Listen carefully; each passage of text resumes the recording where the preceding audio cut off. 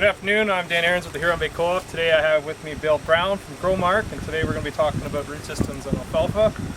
So with winter approaching, there are certain things we want to be doing here, Bill, to figure out how to establish a good root system for these plants. So. Yeah, okay, thanks Dan. Yeah, we're just out in this alfalfa here. I understand it's been down now for a couple of years, but just a couple things I wanted to mention. Going into the winter, one of the main things, Dan, in terms of winter survival is these roots. And you can see here is an example of one that's got and we probably cut it off. You can see how long that alfalfa taproot goes down. That's what makes it so good for your soil and rotation, because you get that taproot down there breaking up your hard pan and so on, which is really good for your rotation as far as your crops are concerned. But there's a few things with alfalfa though. You need to give it a bit of a rest so it builds up root reserves. So it's at this time of the year when it's growing, it's going to get ready for winter, and it's going to send reserves, food reserves, down into this root. And if it doesn't get a chance to do that, then it's going to be weak and it's more apt to kill out. So there's what we call the critical fall harvest period, which around here is around the September 21st. So 3 weeks before and 3 weeks after you shouldn't be cutting, because that's when it's going to be building up its root reserves.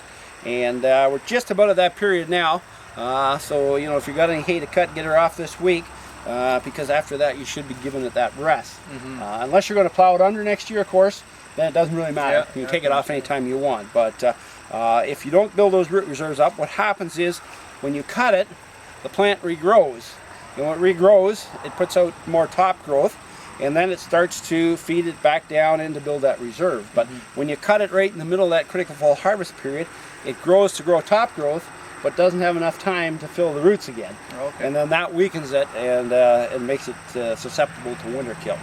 And if you wait till after that critical fall harvest period, say Thanksgiving, middle of October, if you really want to take a cut off, then you could, because then it's not going to, it's too cold, we've had frost, it's not going to regrow to deplete that root system. So that's largely why we don't like to cut at this time of the year coming up for the next 6 weeks, from September 1st till about Thanksgiving, middle of October. So now, is there anything we can do with fertility? Yeah, actually, that's an excellent thing. Alfalfa has really requires a lot of potassium to do really well, and a good crop of alfalfa can take out 300 to 400 pounds of actual potassium a year, sort of thing. And so we need to make sure we keep our potassium levels up. Yes, if you have cattle manure, it tends to be high in potassium, that helps, but usually you can't get enough on to cover its full requirements, so it will require some supplemental potash. You know, a lot of guys will put down a 0, 14, 42, or something in that 1:4 ratio, a little bit of phosphorus to keep it going, and then mostly potash, and they'll put that on at 200 to 400 pounds per acre. And that also helps build those root reserves and prepares it for the winter.